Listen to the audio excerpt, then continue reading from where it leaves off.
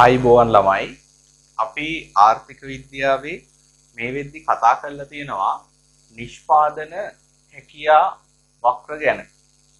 නිෂ්පාදන හැකියා වක්‍ර දෙකක් ගැන අපි සම්පූර්ණයෙන්ම සාකච්ඡා කළා. ඒත් එක්කම දැන් අපිට කතා කරන්න තියෙන්නේ නිෂ්පාදන හැකියා වක්‍ර වලින් කොහොමද ආර්ථික විද්‍යාව අපි ඉගෙන ගන්න සංසිද්ධීන් එහෙම නැත්නම් ආර්ථික ගැටලු නිරූපණය කරන්න කියලා. හරිද? මේකට අපි මාතෘකාව දාලා තිනවා 52 වෙනි පිටුවේ නිෂ්පාදන හැකියා වක්‍රයක ප්‍රායෝගික භාවිතයන් කියලා.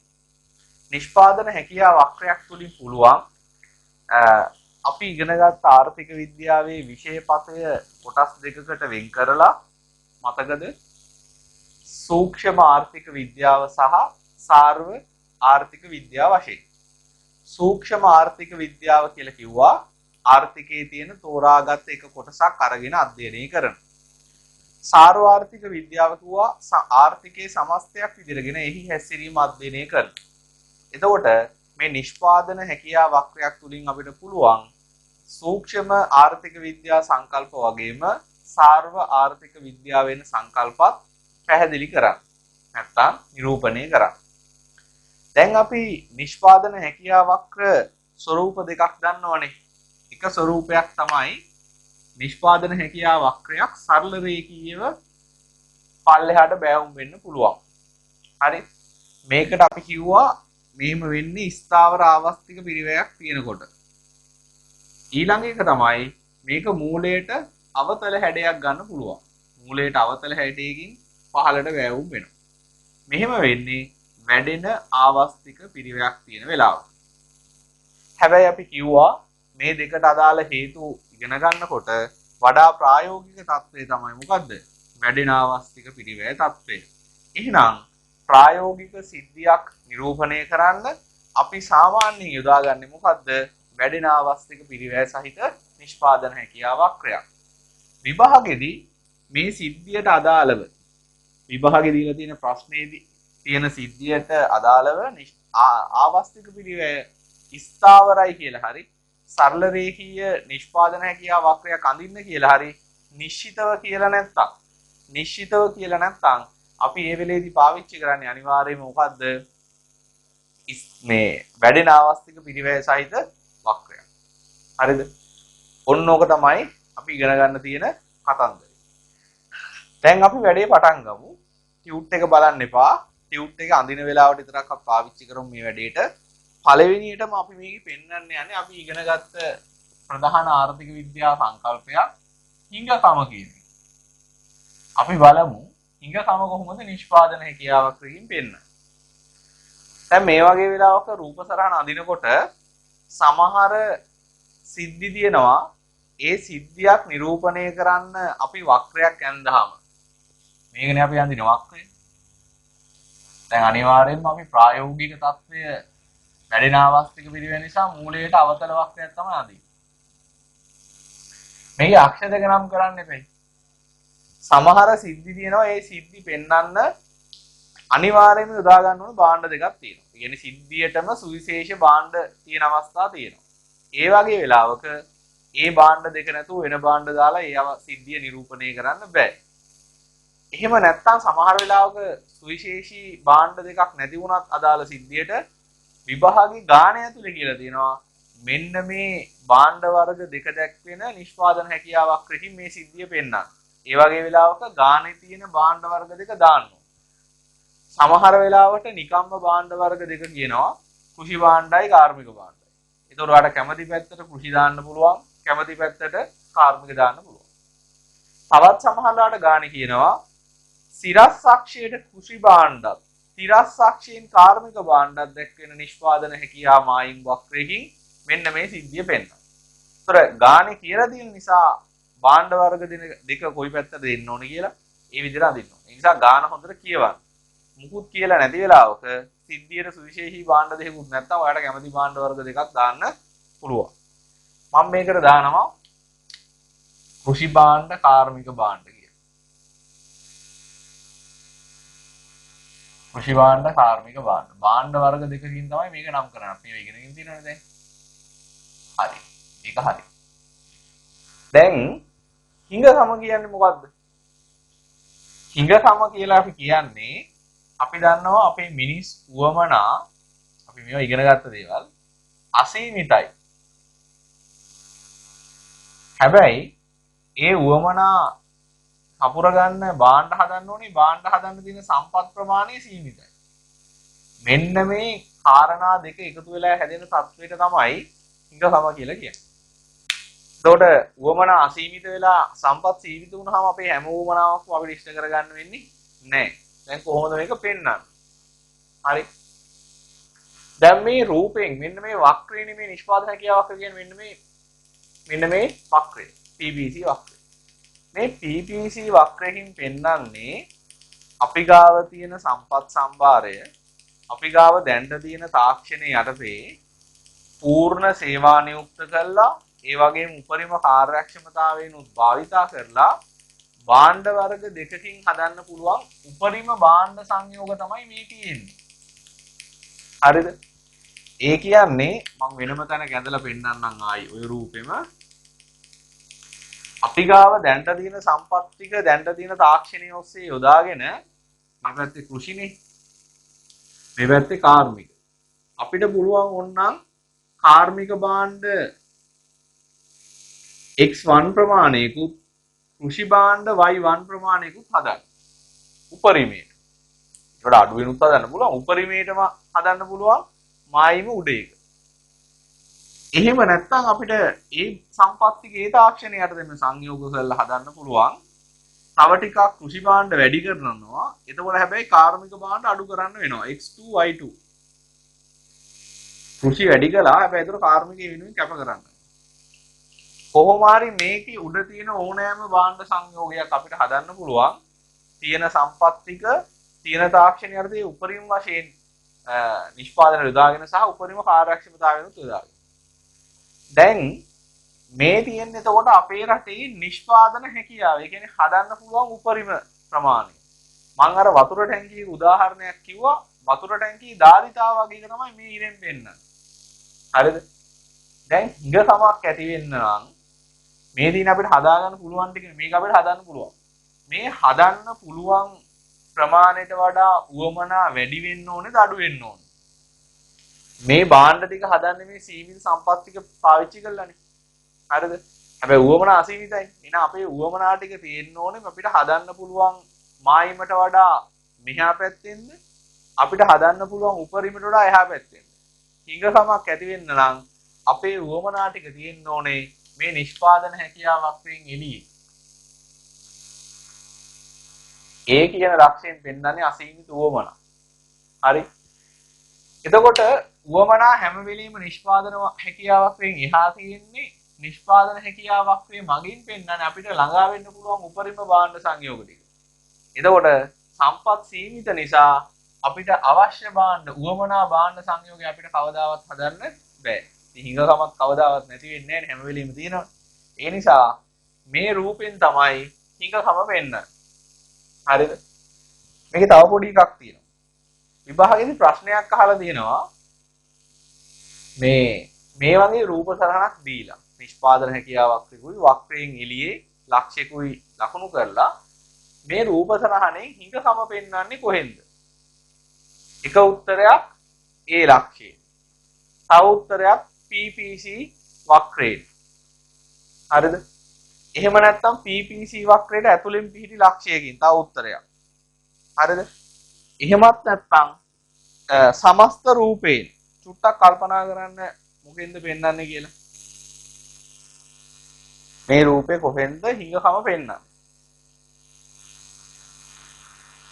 ඇත්තටම ගොඩක් අයගේ උත්තරේ තමයි මේ ඒකෙන් ඒ කියන ලක්ෂයෙන් තමයි හිඟකම පෙන්වන්නේ.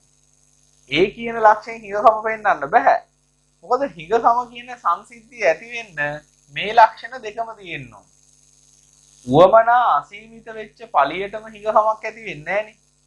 උවමනා අසීමිත වෙනකොට සම්පත් සීමිත වුණොත් තමයි හිඟකමක් ඇති වෙන්නේ. ඒ නිසා ඒගෙන් පෙන්වන්නේ අසීමිත උවමනා. PPC එකෙන් පෙන්වන්නේ සීමිත සම්පත් යොදාගෙන හදන්න පුළුවන් උපරිම භාණ්ඩ ටික. ඒතකොට මේ සමස්තයෙන් තමයි මොකද්ද පෙන්වන්නේ? හිඟකම පෙන්වන්නේ. ඒකත් මතක තියාගන්න. දැන් 52 වෙනි පිටුවේ හිඟකම කියන තැන හිස් කොටුවක් තියෙනවා. හිස් කොටුවේ මේ රූප සරණ ඇඳ ගන්න. රූපේ අඳිනකොට මේ PPC වක්‍රය මම කලින් කියලා දුන්නා මේ වක්‍රය අඳිනකොට මේ වැරදි කරන්න බෑ කියලා. මේක කිසිම වක්‍රයකට මෙහෙම අක්ෂයකට සමාන්තරව යන්න බෑ. ඊළඟට මේක මෙහෙම උඩට ගිහිල්ලා ආයි පල්ලෙහාට එන්න බෑ. මේක මෙහෙම සරල රේඛාවක් වෙන්න බෑ. මේක මූලයට අවතල හැඩේ හරියට තියෙන්න ඕන. ඒ හැඩය තියෙන්න ඇඳලා කොටුව ඇතුලේ මේ ලක්ෂ ටික හරියට මේ ලියා ගන්න. රූප සරණ ඇඳහම මතක තියාගන්න ඕනෑම ප්‍රස්ථාරයක මූල ලක්ෂය ලකුණු කරලා තියෙනවා. අක්ෂ දෙක නම් කරලා තියෙන්න ඕනේ. මේ අක්ෂ දෙක නම් කරලා තියෙනවා. ඊළඟට වක්‍රේ නම් කරලා තියෙනවා. වක්‍රේ නම් කරලාද වක්‍ර දෙකක් තිබ්බොත් වෙන වෙනම අඳුර ගන්න පුළුවන් විදිහට නම් කරලා තියෙනවා. මොකද අපිට ආර්ථික විද්‍යාවේ වක්‍ර ගණනාවක් හම්බ වෙනවා. මේ පළවෙනි පාඩනේ අපිට වක්‍රයක් හම්බුනේ. හරිද? ඕනෑම වක්‍රයක් ලකුණු කරනකොට ওই ලක්ෂණ ටික හරියට ඇතුවලා වක්‍රය අඳින්නේ. එහෙම වුණොත් තමයි ඔයාලට වක්‍රයට දාලා ලකුණු හම්බෙන්නේ. අඳින්න වක්‍රය.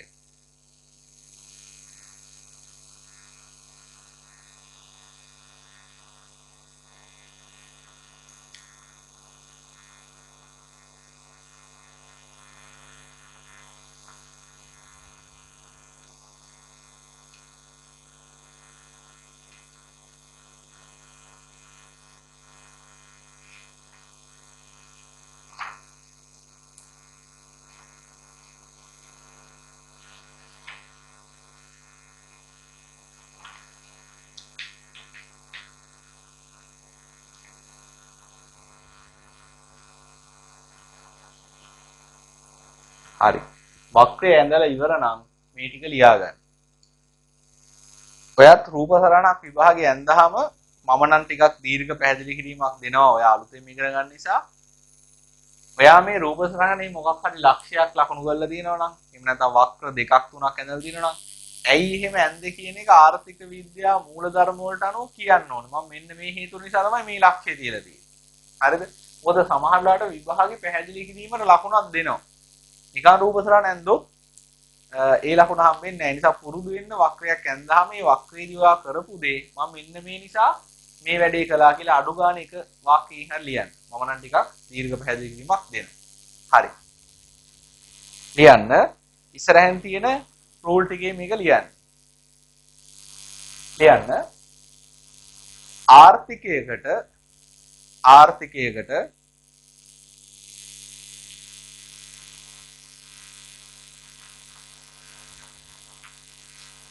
පවත්නා සම්පත් සම්භාරය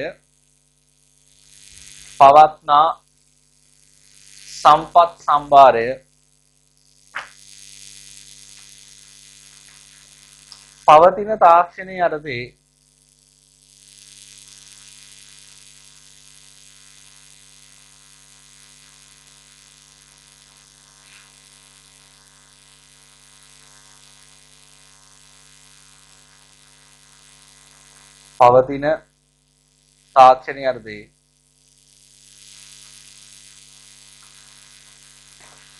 පූර්ණ සේවා නියුක්තියේ සහ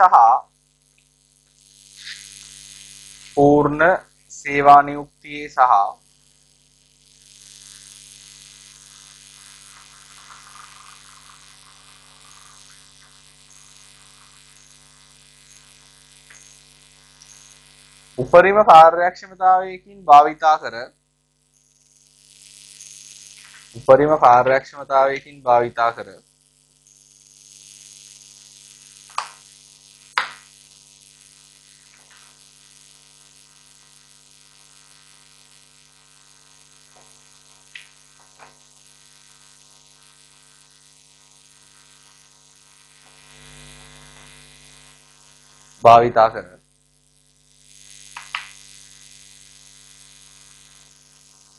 නිපද විය හැකි උපරිම භාණ්ඩ සංයෝගයන්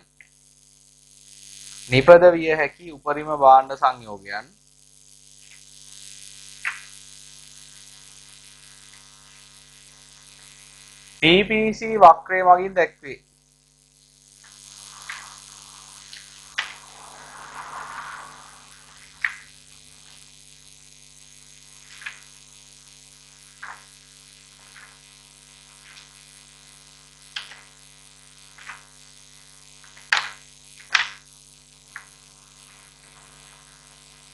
PPC වක්‍රය මගින් දැක්වේ.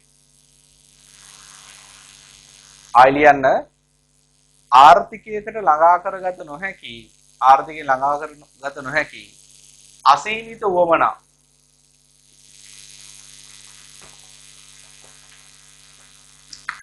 ළඟා කරගත නොහැකි අසීමිත වමනා PPC වක්‍රයට ඔබ්බෙන් වූ ඒ ලක්ෂයෙන් දැක්වේ.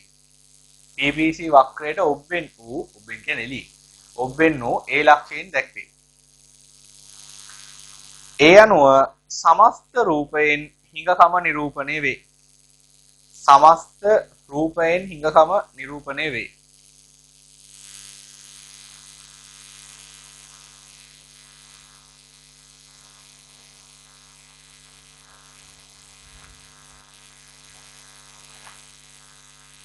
හරි. ඊළඟට මේ හිඟකමත් එක්කම හිඟකමට පස්සේ අපි මේ සම්පත් වල තව ලක්ෂණයක් දැක්ක නේද? ඒ මොකද්ද? සම්පත් වල තිබ්බා විකල්ප ප්‍රයෝජන.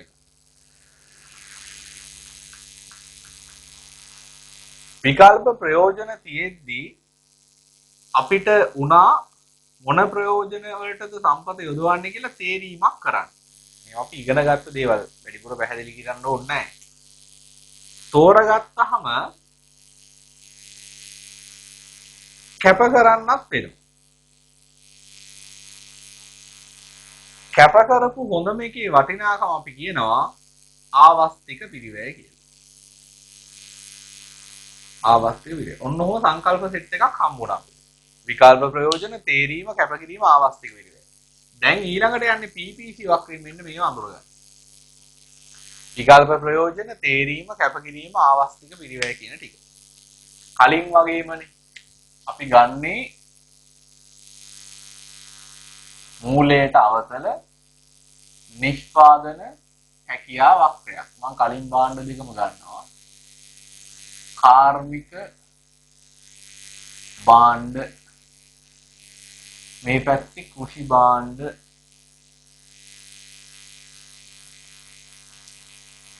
මෙන්න වක්‍රය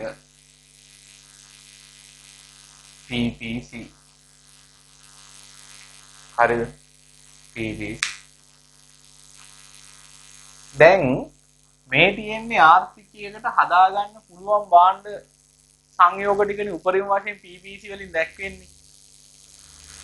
දැන් එතකොට සම්පත් වල විකල්ප ප්‍රයෝජන තියෙන නිසා අපිට මේ සම්පත් ටික පූර්ණ සේවා නියුක්තිය උපරිම කාර්යක්ෂමතාවයෙන් පාවිච්චි කරලා මෙන්න මේ A කියන නිෂ්පාදන සංයෝගය හදන්නත් පුළුවන්. මෙතනින් පටන් ගමුකෝ අපි. අපිට පුළුවන් වුණා මෙන්න මේක හදන්න. කෘෂි භාණ්ඩ විතරක් හදලා කාර්මික භාණ්ඩ හදන්න නැතුව ඉන්නවා.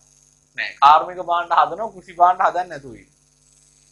එහෙම නැත්නම් අපි කෘෂි භාණ්ඩ ටිකක් එක්ක කාර්මික භාණ්ඩ වැඩිපුර හදනවා. කාර්මික භාණ්ඩ සම්පූර්ණයෙන්ම හදන්නේ නෑ.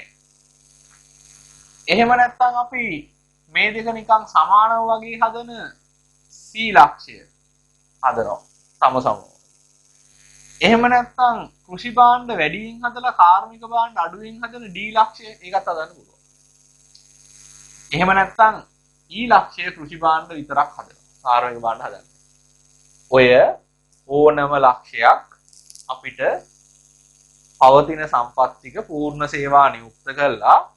හරිද? උපරිම කාර්යක්ෂමතාවය යටතේ උපයෝජනය කළාම හදන්න පුළුවන්. හැබැයි අපිට Aත් හදලා Bත් හදලා Cත් හදලා Dත් හදන්න පුළුවන්. මොකක් හරි එකක් හැදුවේ.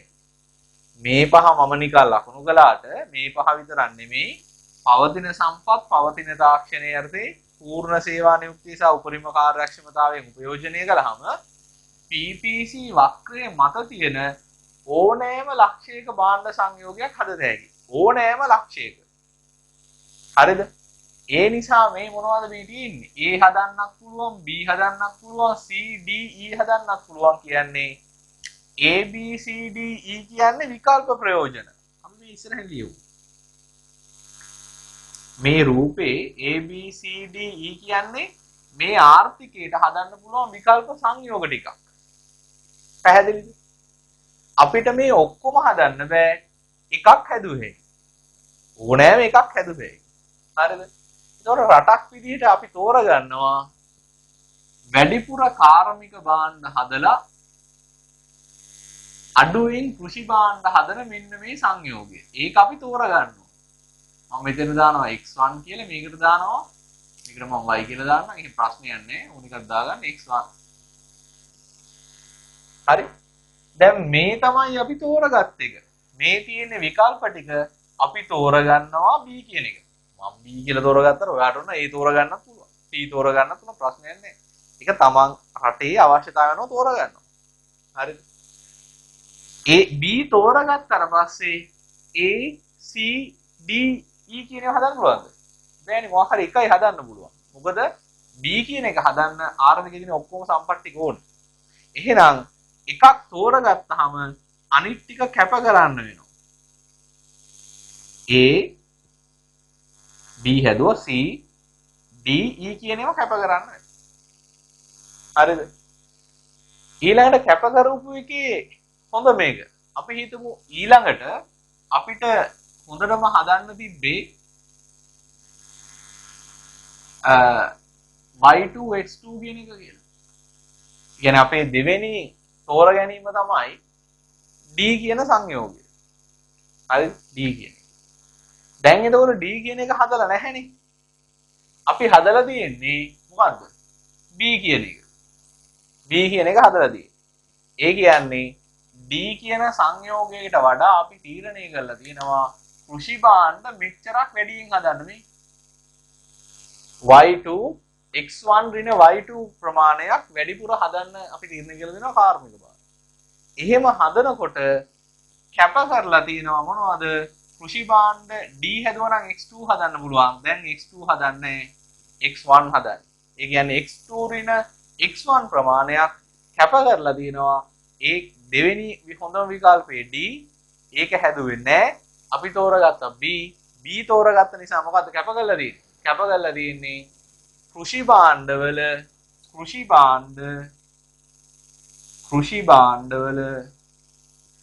x2 ඍණ x1 ප්‍රමාණය කැප කරලා තියෙනවා. ඒතර මේක දෙවෙනියට හොඳම විකල්පේ නිසා මේක තමයි ආවස්තික විදිහය කියන්නේ.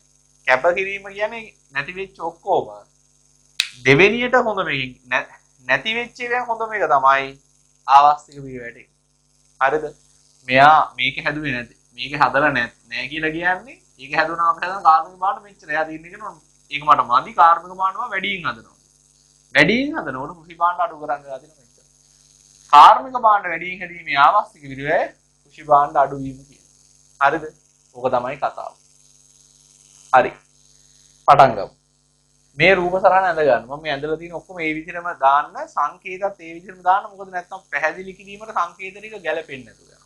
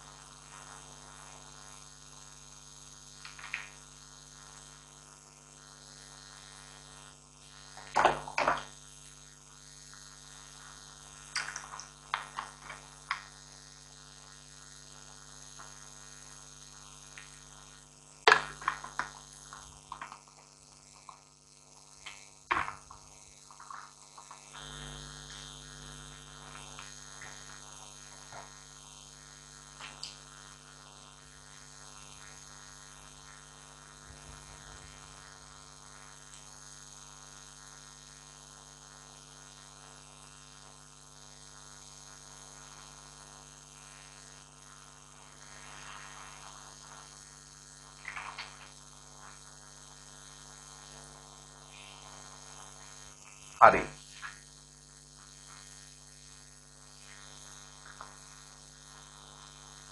මං හිතනවා ඇඳගෙන ඉවර ඇති කියලා.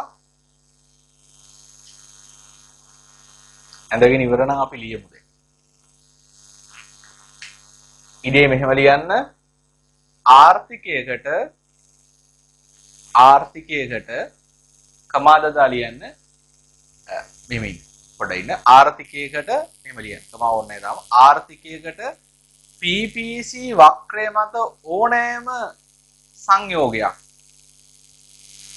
ආර්ථිකයකට PPC වක්‍රය මත ඕනෑම සංයෝගයක් නිපදවිය හැකි නිසා දැන් කමාද දා ලියන්න A, B, C, D, E විකල්ප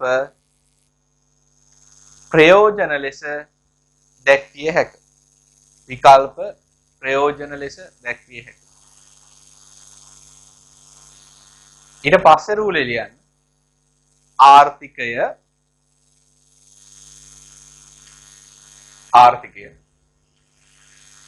එම විකල්ප අතුරින්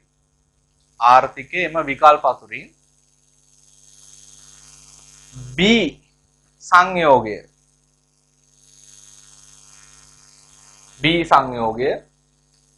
නිපදවීමට තීරණය කළේ නම්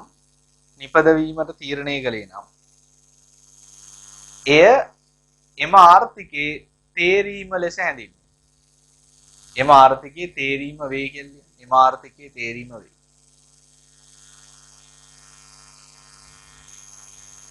හරි. ඊළඟ රූල් ලියන්න. B සංයෝගය නිපදවීමට තීරණය කළ විට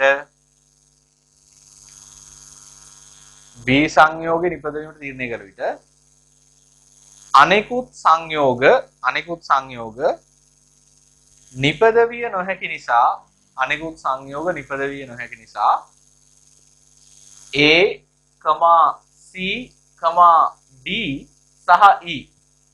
A, C, D සහ E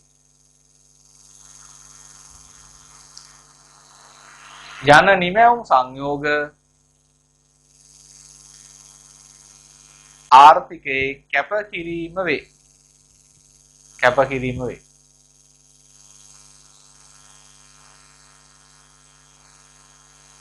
හරි. ඊළඟ රූල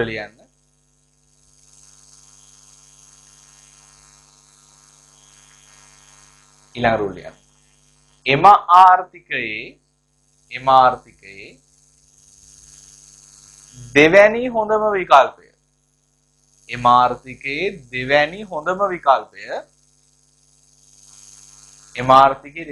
විකල්පය D ලෙස උපකල්පනය කළහොත්.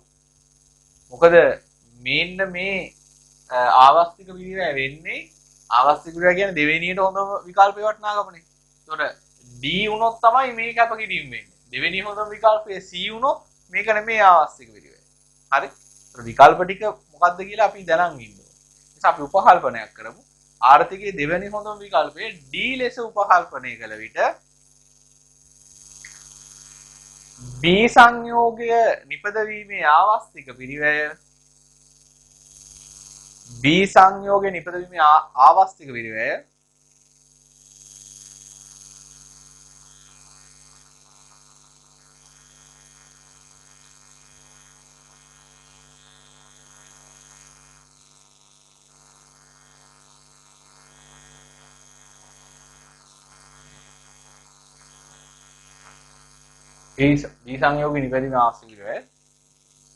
D හෙවත් D කියන්නේ සංයෝගය. මෙයානේ කැපවෙන්නේ. D හෙවත් කෘෂි භාණ්ඩ X2 ඍණ X1 මේ ටික ප්‍රකාශනයක් ඇතුළේ දාන්න. මේක අගයක්. කෘෂි භාණ්ඩ X2 ඍණ X1 ප්‍රමාණයක් වේ. X2 ඍණ X1 ප්‍රමාණයක් වේ.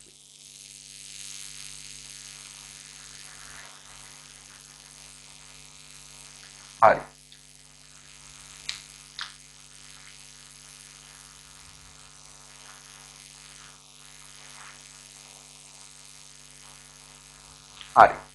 ඊළඟ රූප සරණයක්. ඒකේ තියෙනවා සංකල්ප දෙකක්. නිෂ්පාදනයේ කාර්යක්ෂමතාවය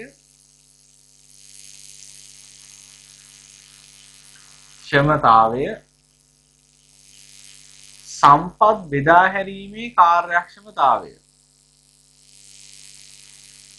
වැඩේ තියෙන්නේ දැන් කලින් අපි කතා කරපු සංකල්ප ටික මෙන්න මේ ටික සේරම අපි පොතේ කලින් ඉගෙනගෙන තිබ්බා. දැන් මෙහෙම දෙකක් අපි ඉගෙනගෙන නැහැනේ නිෂ්පාදනයේ කාර්යක්ෂමතාවයයි සම්පත් බෙදා හැරීමේ කාර්යක්ෂමතාවයයි කියලා. ඒ නිසා දැන් රූපය අඳින්න කලින් මේව මොනවද කියන එක ඉගෙන ගන්න වෙනවා.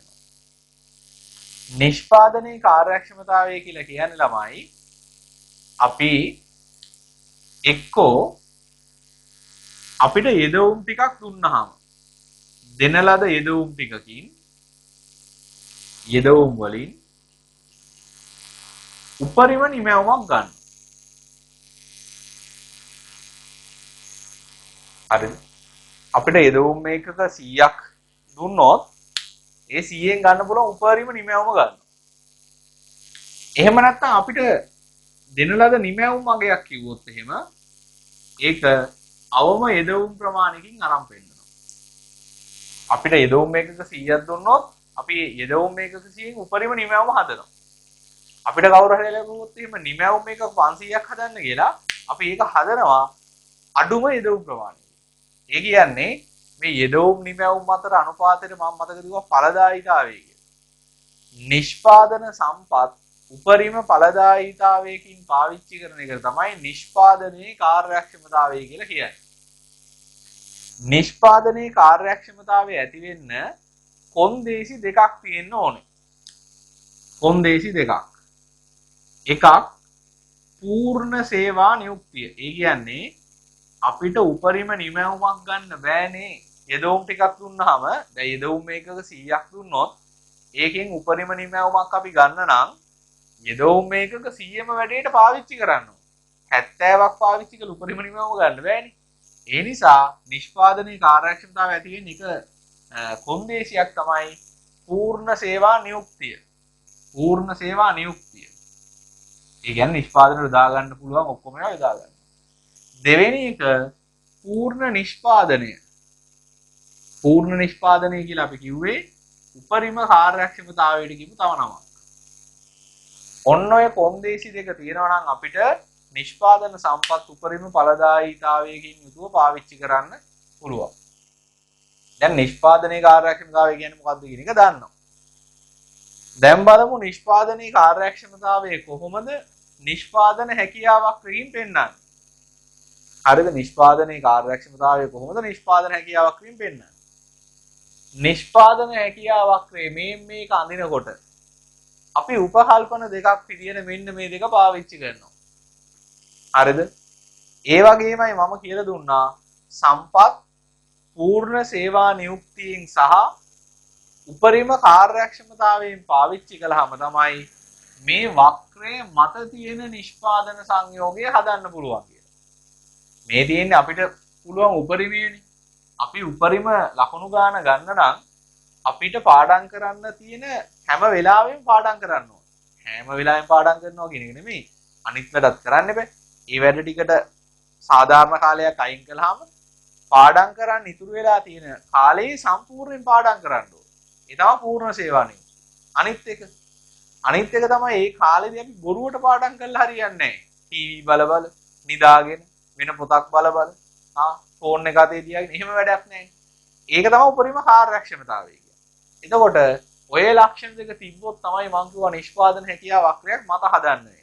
ඔයකින් එකක් හරි කැඩුනොත් මෙන්න මේ ඇතුළේ එකක් හදන්න වෙනවා. හරියට අර ලීටර් 1000ක් දාන්න පුළුවන් ටැංකියේ ලීටර් 200ක් පිරවනවා වගේ. 1000ම දාන්න නම් මේ සංයෝග දෙක තියෙන්න ඕනේ. මේ කොන්දේසි දෙක තියෙන්න.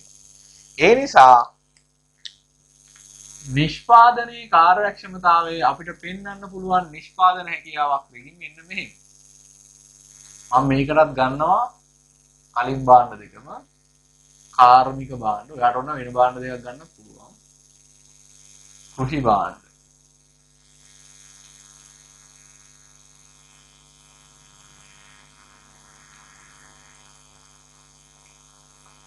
PPC වක්‍රය. අපේ නිමැවුම් සංයෝග ටික ආයි ලකුණු කරමු. A B C මේ ඔක්කොම වක්‍රයේ මත තියෙන ඒවානේ. මේ වක්‍රයේ මත තියෙන ඕනෑම නිෂ්පාදන සංයෝගයක් හදන්න පුළුවන් නිෂ්පාදනයේ කාර්යක්ෂමතාවය තියෙනවා. නිෂ්පාදනයේ කාර්යක්ෂමතාවය නැත්තම් වක්‍රයේ මත ඒව හදන්න බෑ. හරිද? හරි. එහෙනම් බලමු සම්පත් බෙදා හැරීමේ කාර්යක්ෂමතාවය කියන්නේ මොකක්ද?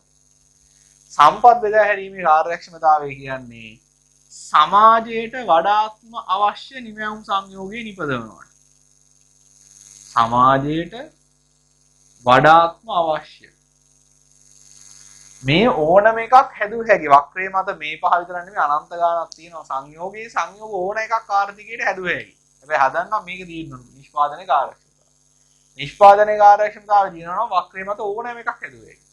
හැබැයි මොකක් හරි ඕනම එකක් හදන එක නෙමෙයි වැඩි. තව පැත්තක් තියෙනවා බලන්න. සමාජයට වඩාත්ම අවශ්‍ය මොකද්ද කියලාත් බලන්න.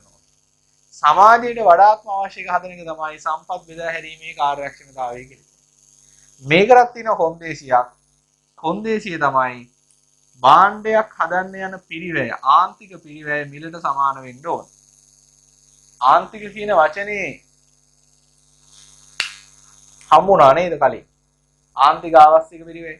ඒද මං කිව්වා ආන්තික කියන්නේ අමතර ඒකකයක් කියන එක. එහෙනම් ආන්තික පිරිවැය කියලා කියන්නේ අමතර ඒකකයක් හදන්න අතිරේකව දරන පිරිවැය. ඒ පිරිවැයට මිල සමාන වෙන්න ඕන. ඒතර ඔයාලට දැන් මේවා ගැන ලොකු අවබෝධයක් නැති නිසා හිතන්න පුළුවන් මේ භාණ්ඩයක් හදන්න යන පිරිවැයටම භාණ්ඩේ මිල තීරණය කළාම ඒක ලාභයක් කොහෙද කියලා. මේක ගැන වැඩි ඔයා හිතන්න එපා. හරිද? මේක වැඩි හිතන්න එපා. මේ ආන්තික පිරිවැය ගැන මිල ගැන සම්පත් බෙදා හැරීමේ කාර්යක්ෂමතාවය ගැන ඉස්සරහා පාඩම උගන්වනවා. මේ රූප සරහන අඳින්න විතරක් මම මතක තියාගන්න ඕනේ. කොන්දේසිය තමයි MC සමානයි P. හරි. ඊළඟ එතකොට මේක මේ රූපයෙන් පෙන්වන්න බෑ. සමාජයට වඩාත්ම අවශ්‍ය වන එක මොකද්ද කියලා මේ රූපයෙන් පෙන්වන්න බෑ. ඒකට අඳින්න ඕනේ මේ ආන්තික පිරිවැයේ තියෙන තව රූපයක්. ඒකත් අපි ඉස්සරහා පාඩම ඉගෙන ගන්න. මේකේ සිරස් අක්ෂරය දාන්න ඕනේ මිල. හරිද? සංකේත දාන්න තොලියමු අපි මිල. මේ පැත්තට දාන්න ඕනේ ප්‍රමාණය. Q quantity. හරිද? මේකෙදි එනවා මේක මම මුලින් ඇඳලා පස්සේ කියන්න ඇයි මම මෙහෙම ඇඳී කියලා කඩේට. මේක එනවා මෙන්න මෙහෙම වක්‍ර දෙකක්. එකක් MB වක්‍රය, ඒ කියන්නේ ආන්තික ප්‍රතිලාභ වක්‍රය. ඒකට අපි ඉල්ලුම් වක්‍රය කියලා කියනවා. හරිද? අනිත් එක MC වක්‍රය, මේ ඔක්කොම සරල රේඛා. එහෙම නැත්නම් සැපයුම් වක්‍රය කියලා කියනවා. හරිද? දැන් මෙන්න මේ වෙලාවේදී බලන්න, මේ වෙලාවේදී මේ භාණ්ඩේ මිල මේකනේ මිල තීරණය වෙලා දෙනවා P. AP MC ට සමානයි. මේ මිල MC ට සමානයි. මේ MC විතරදී. හරිද? එතකොට මෙන්න මේ ලක්ෂණය හැදෙන්නේ මේ වක්‍රයේ මත තියෙන ලක්ෂ ගොඩ අතුරින් එක ලක්ෂයක විතරයි. මොකද්ද ලක්ෂණයේ සම්පත් බෙදා හැරීමේ කාර්යක්ෂමතාවය. MC සමානයි P වෙන රූප සරණ තමයි මේ තියෙන්නේ. MC P ට සමානයි. හරිද? ඒක වෙන්නේ වක්‍රයේ මත තියෙන ලක්ෂ වලින් එක ලක්ෂයකදී විතරයි.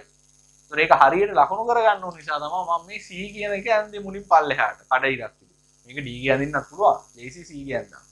ඊට පස්සේ මේ දෙක එකිනෙක ඡේදනය වෙන්න ඕනේ මේ මෙන්න මේ C කියන රේඛාවෙන් C ලක්ෂණ ඉඳන් ඇදපු රේඛාව හරහා යන විදිහ. එහෙම ඇඳොත් තමයි MC P ට සමානයි. හරිද?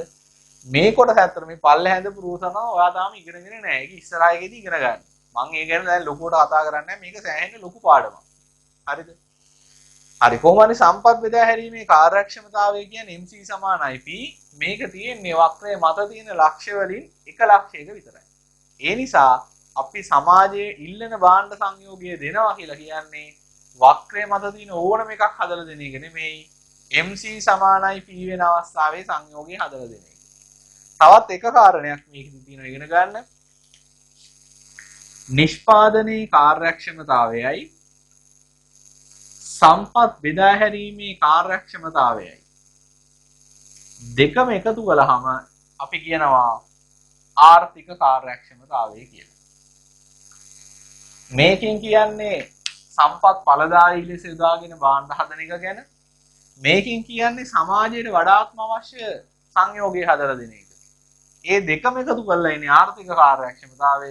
එහෙනම් අපිට කියන්න පුළුවන් ආර්ථික කාර්යක්ෂමතාවය කියන්නේ සමාජයට වඩාත්ම අවශ්‍ය සංයෝගය සම්පත් ඵලදායී ලෙස උපයෝජනය කරලා නිෂ්පාදනය කරන එක විදිහට. පැහැදිලිද? මේකේ විස්තරය දීලා තියෙනවා. 53 වෙනි පිටුවේ. ඔයා 53 වෙනි පිටුව අරගෙන ඒ පිටුව බෙදන්න මේ වගේ උඩ අතට දෙකට. මේව හරියට දෙකට බෙදන්න. බෙදුවහම මේ වම් පැත්තේ එක පෙල්ලට මේ රූප සරහන් දෙක ඇඳ ගන්න. මේ රූප සරහන් වල මෙන්න මේ සිරස් අක්ෂ දෙක කෙලින් තියෙන්න ඕන. සිරස් අක්ෂ දෙක කෙලින් තියෙන්න ඕන. මේ සීල අක්ෂය ඇඳලා තමයි මේ දෙන්නගේ ඡේදනය වෙන එක අඳින්න ඕනේ. මොකද ඒ දෙන්න ඡේදනය වෙන්න ඕනේ සීල අක්ෂය හරහා යන විදිහ. හරිද? අඳින්න බලන්න රූප සරහන්.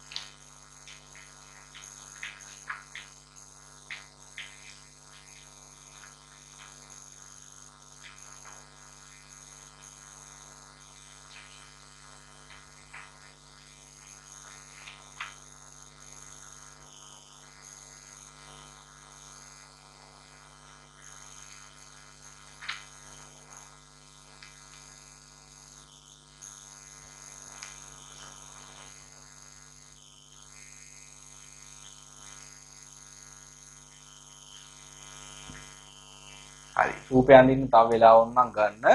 වෙලා රූපය අඳිනකන් වීඩියෝ එක නවත්තලා ඊට පස්සේ මේ පැහැදිලි කිරීම කියව ගමු. අපි ලියන්න දෙයක් නැහැ.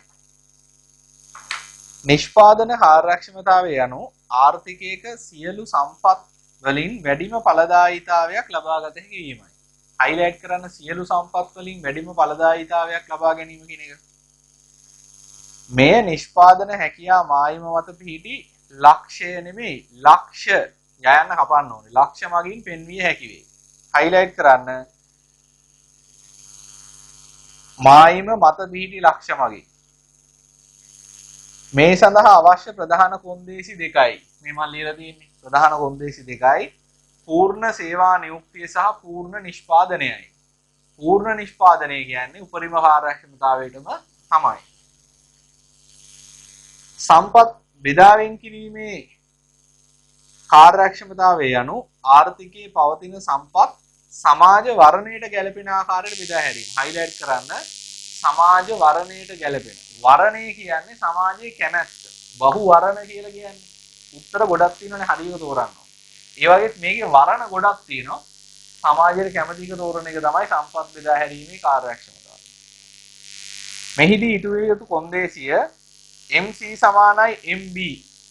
ඒකම තමයි MC සමානයි P කියලා කියන්නේ. ඇල ඉරක් ගහලා MC සමානයි P කියන එක ලියන්න. ඒක ඉස්සරහට පැහැදිලි කරලා දෙනවා. කිසියම් භාණ්ඩයකින් අතිරේක ඒකකයක් පරිභෝජනය කිරීමෙන් ලැබෙන ප්‍රතිලාභය ආන්තික ප්‍රතිලාභයයි. හයිලයිට් කරන්න අතිරේක ඒකකයක් පරිභෝජනය කිරීමෙන් ලැබෙන ප්‍රතිලාභය. ඔතන ප්‍රතිලාභය කියන්නේ උපයෝගීතාවයට. මම භාණ්ඩ ගැන කියනකොට කිව්වේ භාණ්ඩයක් ගන්න උපයෝගීතාවයක් තියෙනවා නම් කියලා. ඒතකොට ඔතන ප්‍රතිලාභය කියන්නේ උපයෝගීතාවයට.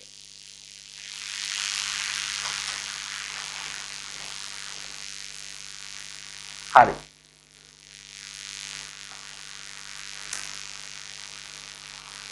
ඒ භාණ්ඩය සඳහා පාරිභෝජිකයා ගෙවීමට කැමති උපරිම මිල වේ.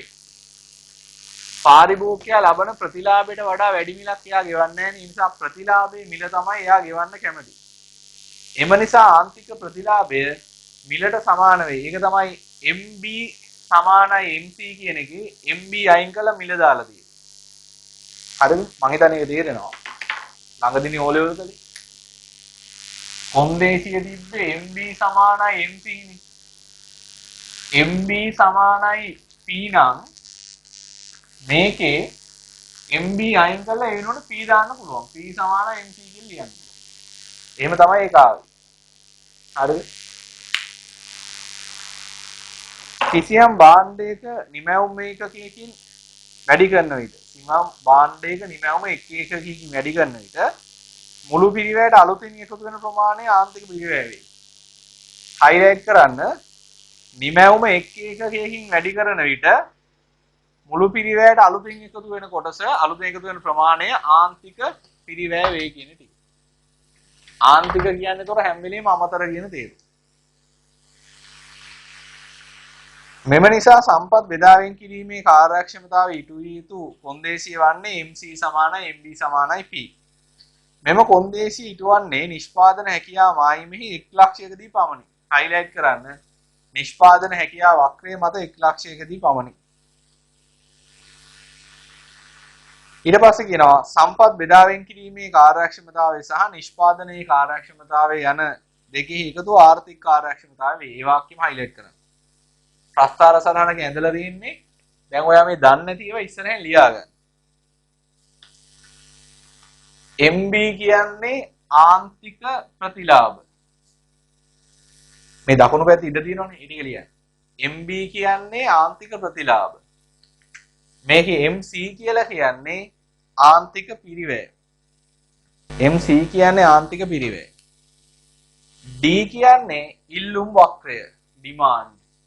D කියන්නේ ඉල්ලුම් වක්‍රය. මොනවද කියලා ඉස්සරහට ඉගෙන ගමු. S කියන්නේ සැපයුම් වක්‍රය. S කියන්නේ සැපයුම් වක්‍රය.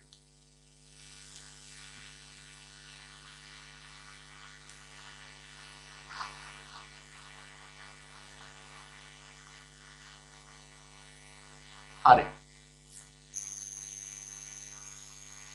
ඔය ටික තමයි සූක්ෂම ආර්ථික විද්‍යාවට අදාළ සංකල්ප විදිහට අපි නිෂ්පාදන හැකියාව වක්‍රයක් ඇඳලා පැහැදිලි කරන්නේ. ඊළඟට වැඩිම ටිකට තියෙන්නේ සාරවාර්ථිකය. ඊළඟට බලමු සාරවාර්ථිකයට දාලව නිෂ්පාදන හැකියාව වක්‍රකින් මොනවද පෙන්වන්නේ.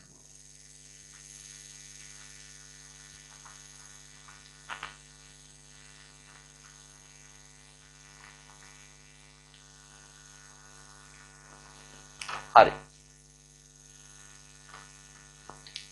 54 පිටුව බලන්න සාරවාර්ථික විද්‍යා සංකල්ප.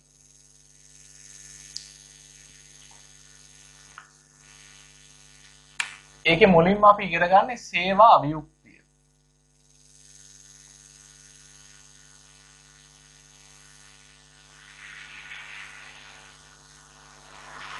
හරි.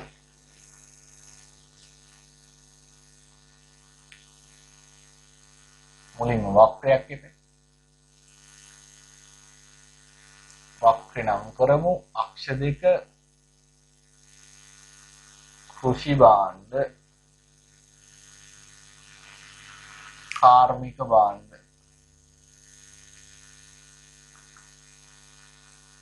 හරි. දැන් මොකද්ද සේවා වියුක්තිය කියන්නේ? දන්නේ නැතුව අඳලා වෙන්නන්න බෑ. සේවා වියුක්තිය කියලා කියන්නේ අපි ඉගෙන ගන්නනේ පූර්ණ සේවා නියුක්තිය කියලා එකක්. පූර්ණ සේවා නියුක්තිය කියලා කියන්නේ නිෂ්පාදනයට දාගන්න පුළුවන් කියලා අඳුරගෙන තියෙන සෑම නිෂ්පාදන සාධකයක්ව නිෂ්පාදනයකට යොදවන එක. ඒ පූර්ණ සේවා නියුක්තිය නොමැති අවස්ථාව තමයි සේවා වියුක්තිය කියලා කියන්නේ.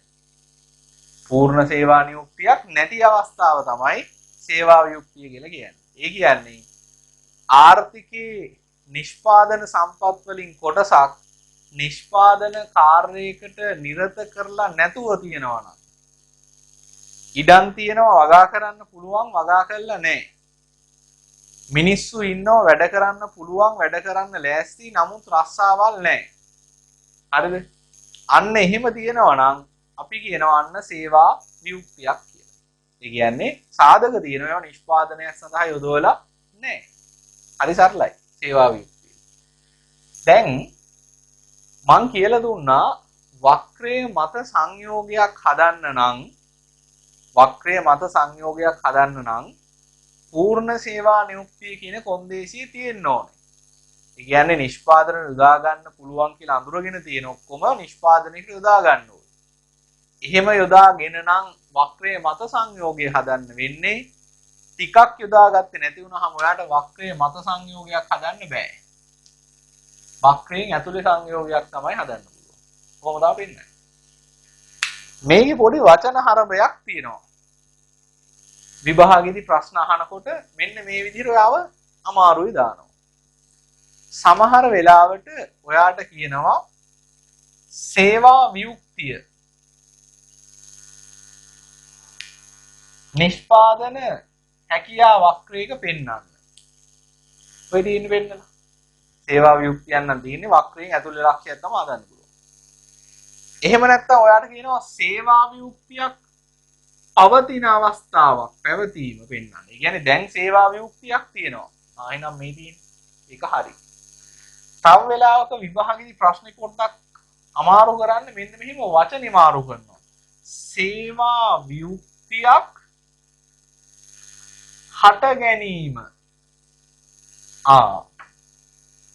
සේවා වියුක්තියක් හට ගැනීම. දැන් වචනේ තේරුම් බලන්න.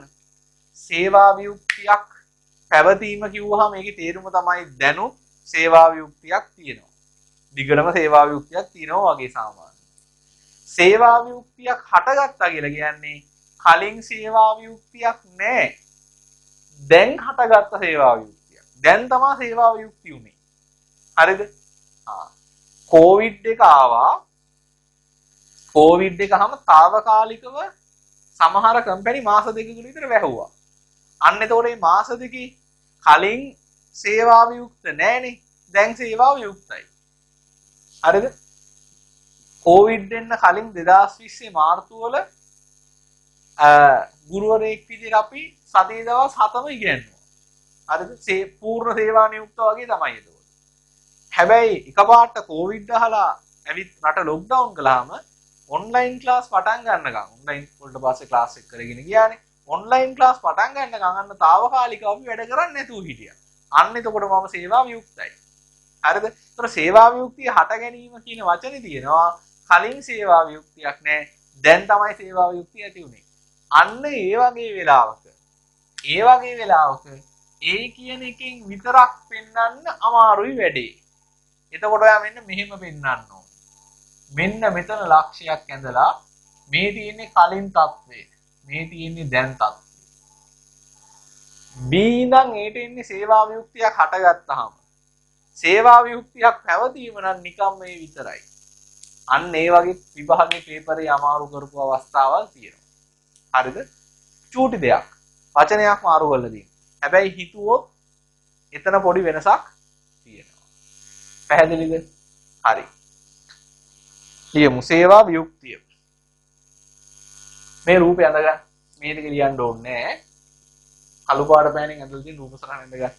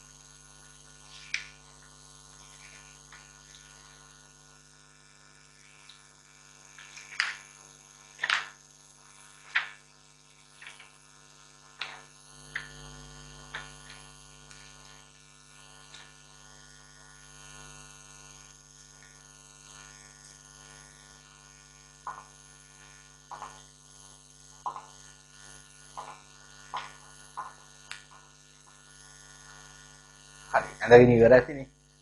ලියමු දැන් ඉස්සරහින් සේවා යුක්ති කියන මොකක්ද කියලා. කියන්න ආර්ථිකයේ පවතින සම්පත් වලින් කොටසක්.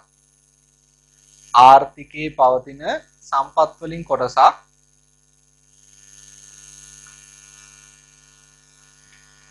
නිෂ්පාදන ක්‍රියාවලියකට යොදා නොගෙන පැවතීම. නිෂ්පාදන ක්‍රියාවලියකට යොදා නොගෙන පැවතීම සේවා වියුක්තිය ලෙස හැඳින්වේ. සේවා වියුක්තිය ලෙස හැඳින්වේ.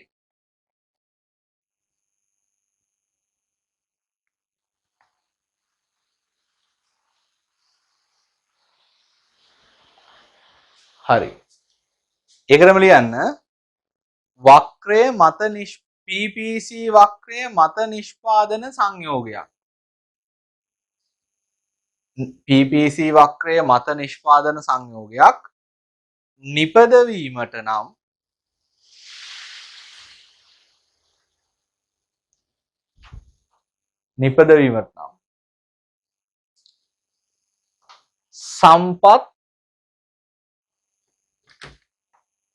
සම්පත් පූර්ණ සේවා නියුක්ත කළ යුතු නිසා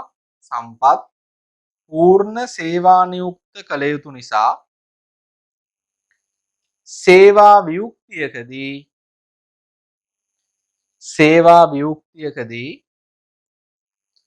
නිපදවිය හැකි වන්නේ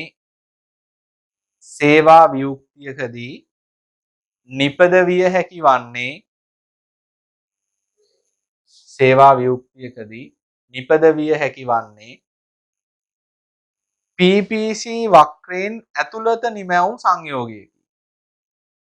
PPC වක්‍රයෙන් ඇතුළත නිමැවුම් සංයෝගයකි. හරි. වෙනම රූලක අලුත් රූලක ලියන්න මෙහෙම සේවා වියුක්තියක් පැවතීම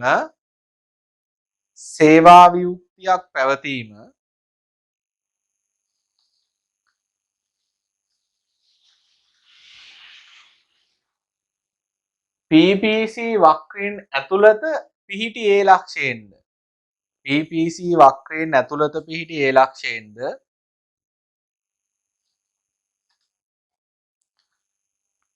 ඇතුළත පිහිටි ඒ ලක්ෂයෙන්ද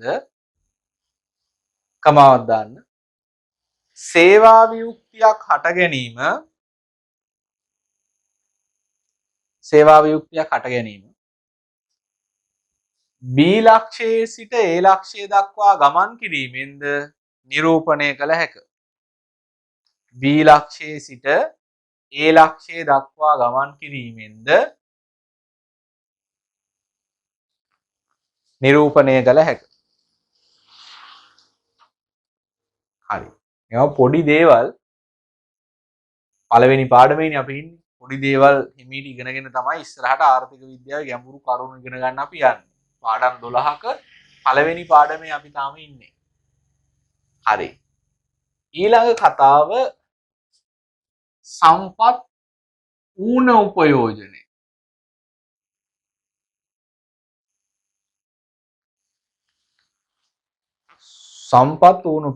ඌන සම්පත් උපයෝජනය කියලා කියද හැකියි.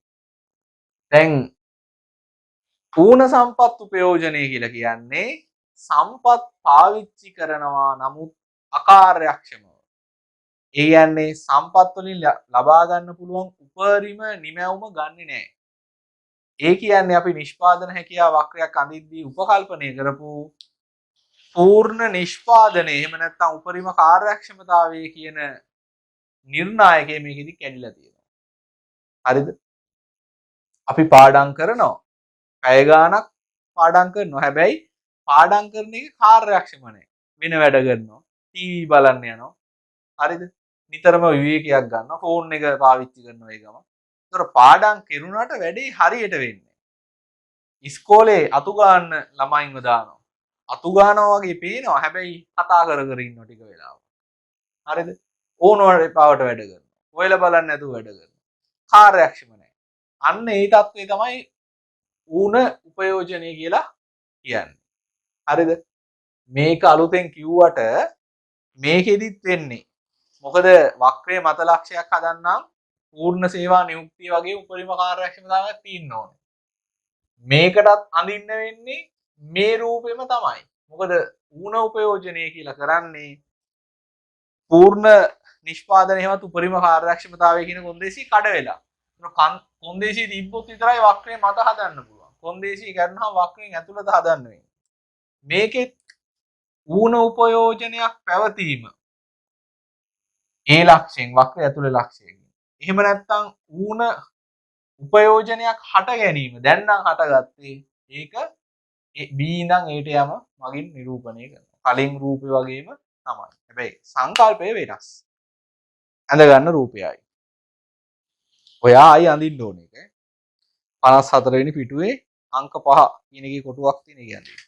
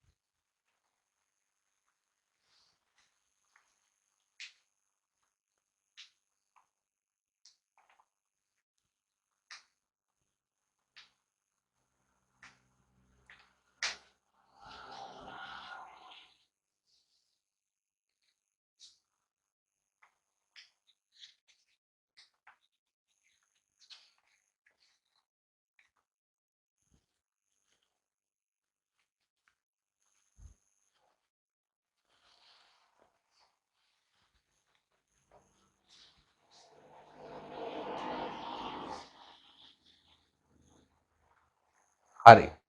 ඇඳගෙන ඉවරයි. ඉස්සරහින් මෙහෙම ලියන්න. සම්පත් වුණොත් කියන්න. සම්පත් අකාර්යක්ෂම ලෙස නිෂ්පාදනය සඳහා යොදා ගැනීම. සම්පත් අකාර්යක්ෂම ලෙස නිෂ්පාදනයට යොදා ගැනීම ඌන සම්පත් උපයෝජනය ලෙස හැඳින්වේ. ඌන සම්පත් උපයෝජනය ලෙස හැඳින්වේ. ඒකටම ලියන්න. PPC වක්‍රය මත පිහිටි.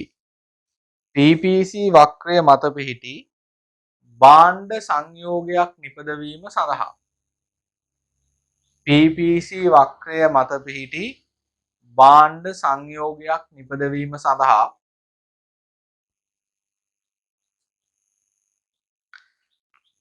සම්පත් උපරිම කාර්යක්ෂමතාවයෙන් උපයෝජනය කළ යුතු නිසා සම්පත් උපරිම කාර්යක්ෂමතාවයකින් උපයෝජනය කළ යුතු නිසා ඌන සම්පත් උපයෝජනයේදී නිපද විය හැක්කේ ඌන සම්පත් උපයෝජනයේදී නිපද විය හැක්කේ PPC වක්‍රයෙන් ඇතුළත නිමැවුම් සංයෝගයකි. PPC වක්‍රයෙන් ඇතුළත නිමැවුම් සංයෝගයකි. PPC වක්‍රයෙන් ඇතුළත නිමැවුම් සංයෝගයකි.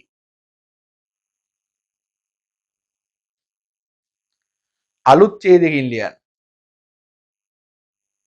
අලුත් ඡේදකින් ලියන්න.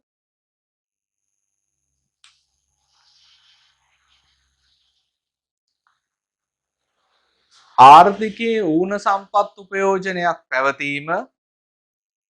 ආර්ථිකයේ ඌන සම්පත් උපයෝජනයක් පැවතීම. ඌන සම්පත් උපයෝජනයක් පැවතීම වක්‍රයෙන් ඇතුළත පිහිටි ඒ ලක්ෂයෙන්ද වක්‍රයෙන් ඇතුළත පිහිටි ඒ ලක්ෂයෙන්ද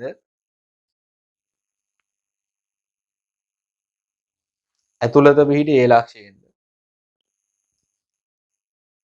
ඌන උපයෝජනයක් හට ගැනීම ඌන උපයෝජනයක් හට ගැනීම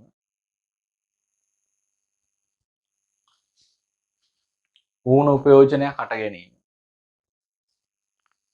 ඒ සිට B ලක්ෂය දක්වා ගමන් කිරීමෙන්ද ඒ සිට B ලක්ෂය දක්වා ගමන් කිරීමෙන්ද නිරූපණය කළ හැකිය. නිරූපණය කළ හැකිය.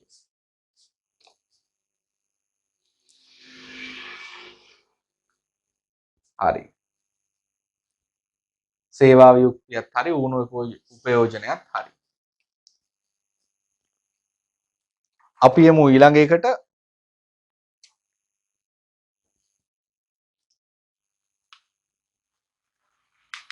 ආර්ථික වර්ධනය. මේකත් නිතරම අහලා ඇති. හැබැයි තේරුම දන්නේ නැතුව ඇති. ආර්ථික වර්ධනය. ටීවී එක බැලුවොත් ප්‍රවෘත්ති වලට එහෙම හැම වෙලෙම වගේ කියනවා. දේශපාලන සාකච්ඡාවක් තිබ්බොත් අනිවාර්යෙන්ම කියවෙනවා මේ වචනේ. ආර්ථික වර්ධනය. දැන් අපි අද ඉගෙන ගමු මොකක්ද ආර්ථික වර්ධනය කියන්නේ කියලා. හරි. ආර්ථික වර්ධනය කියලා වෙනම පාඩමකුත් තියෙනවා 10 වෙනි 11 වෙනි පාඩම. ඒකෙදි අපි සෑහෙන ලොකුට මේ ගැන කතා කරනවා. දැන් අපි බලමු සංකල්පයක් විදිහට මොකද ආර්ථික වර්ධනය. ආර්ථික වර්ධනය කියලා කියන්නේ දැන් නිෂ්පාදන හැකියා වක්‍රයක් අපි යන්දම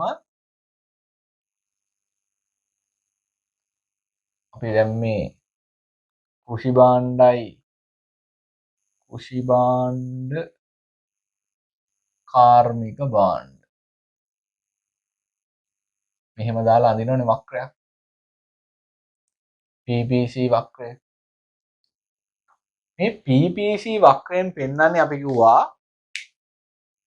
පවතින සම්පත් සම්භාරයෙන් පවතින තාක්ෂණීය අර්ථයේ පූර්ණ සේවා නියුක්තිය උපරිම කාර්යක්ෂමතාවයෙන් උපයෝජනය කරලා භාණ්ඩ වර්ග දෙකකින් හදන්න පුළුවන් උපරිම නිමයම් සංයෝග.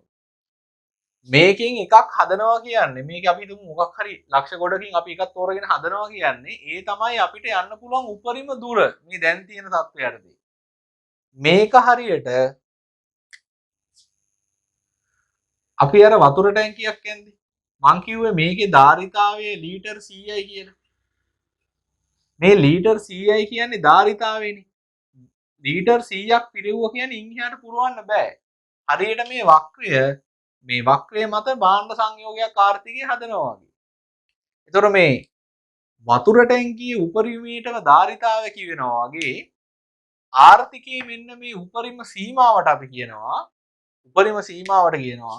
නිෂ්පාදන හැකියාව කියලා. හරිද? ඒක නෙමෙයි කර නිෂ්පාදන හැකියාවක් වෙයි කියලා කිව්වේ.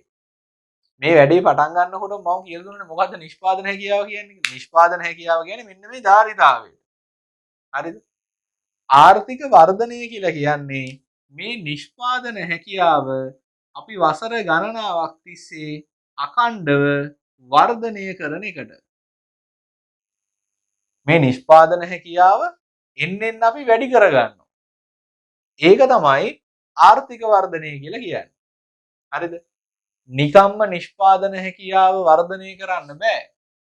නිෂ්පාදන හැකියාව වර්ධනය කරන්න නම් අපි දේවල් දෙකක් කරන්න ඕනේ. ඒ කියන්නේ මේ ටැංකියේ තව ටිකක් වතුර පුරවන්න මොකද කරන්න ඕනේ? එක්කෝ ටැංකිය ලොකු කරන්න ඕනේ. ටැංකිය ලොකු කරනවා කියන්නේ ආර්ථිකය ලොකු කරනවා කියන්නේ එක්කෝ අපි සම්පත් සම්භාරය වැඩි කරගන්න වෙනවා. හරි. ලංකාවේ මේ වෙනකන් හොයාගෙන නැහැනේ හරියටම හොයාගෙන නැහැ කනිද තෙල් තියනවා කියලා. මතයක් නම් තියෙනවා මන්නාරම් දෘණී මූද යට තියෙනවා කියලා. නමුත් හරියටම හොයාගෙන නැහැ. එතකොට අපි කවදා හරි දවසක ඔක හරියටම හොයාගත්තොත් මේ මෙච්චර කල් අපේ රටේ නිෂ්පාදන සාධකවලට අපේ රටේ ස්වභාවික සම්පත් ටිකට එකතු වෙලා තිබ්බේ නෑ කනිද තෙල් කියලා සම්පතක්. හැබැයි ඒක හොයාගත්ත දවසට අන්න කනිද තෙල් භූමිය කියන සම්පතට කනිද තෙල් එකතු වෙනවා. ඒ හරහා ලංකාවේ නිෂ්පාදන සම්පත් සම්භාරය වැඩි වෙනවා. එතකොට අපිට කලින් හදපු නැති නිෂ්පාදනයක් කරන්න පුළුවන්. දැන් අපිට කනිද තෙල් හදන්න බෑ. එදාට හදතේ. පැහැදිලිද? හරි. ඊළඟට අපි මේ ළඟදී මේ වර්තමාන කාලෙදී ලංකාවේ ගෝල් ෆේස් එක ගාව මූද ගොඩ කරලා ලංකාවේ බිම් ප්‍රමාණය ඒක සම්පතන්නේ බිම් ප්‍රමාණය වැඩි කරගත්තා. අන්න සම්පත් සම්භාරය වැඩි. දැන් එතන අපිට වැඩිපුර නිෂ්පාදනයක් කරන්න පුළුවන්. ඒක කලින් තිබ්බ එකක් නෙමෙයි. හරිද? දැන් මෙතන අපි කියන්නේ තියෙන සම්පත් සම්භාරය වැඩි කරගන්න එක ගැන මිසක් අපි නිෂ්පාදනයට යොදා ගන්න සම්පත් සම්භාරය වැඩි කරගන්න එක නෙමෙයි. ඒක වෙනසක් තියෙනවා මේ බලන්න. දැන් හිතන්න ආර්ථිකයක් තියෙනවා. ඒ ආර්ථිකයේ ලොකු සේවා වියුක්තියක් තියෙනවා. එතකොට ඉන්නේ වක්‍රයෙන් ඇතුලේ ලක්ෂයකනේ. දැන් මේ හිතන්න මිනිසුන්ට රස්සාවල් නැහැ. හරිද?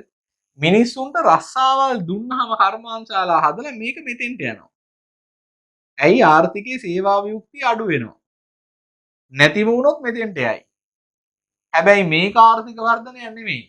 ඒ කියන්නේ අපි හදන භාණ්ඩ ටික වැඩි කරගෙන ගත්ත පමණින්ම ආර්ථික වර්ධනයක් කියලා කියන්න බෑ. මොකද අපි සමහර විට කලින් හදන්න පුළුවන්කම තිබිද්දී හදන්න නැතුව හිටියා වෙන්න පුළුවන්. එහෙම ඉඳලා අපි හදන ප්‍රමාණය වැඩි කළා කියලා ටැංකියේ ධාරිතාව වැඩි වෙන්නේ නැහැනේ. ටැංකිය ලීටර 20ක් පුරවලා තියෙන වෙලාවක තව ලීටර 50ක් ගෙනහලා දැම්මා කියලා ටැංකියේ තියෙන වතුර ප්‍රමාණය වැඩි වෙනවා. ඒක හරියට අපි හදන භාණ්ඩ වගේ. ඒක නෙමෙයි වෙන්න ඕනේ. ටැංකියට දාන්න පුළුවන් ප්‍රමාණය වැඩි කරන්න ඕනේ. ඒ කියන්නේ ආර්ථිකයට හදන්න පුළුවන් භාණ්ඩ ටික වැඩි කරන්න ඕනේ. හරිද? ඒක කරන්න සම්පත් සම්භාරය එක්ක වැඩි කරන්න ඕනේ. එහෙම නැත්නම් තියෙන සම්පත් වලින්ම වැඩි මේ භාණ්ඩ ප්‍රමාණයක් නිපදවා ගන්න තාක්ෂණීය දියුණු වෙන්න ඕනේ.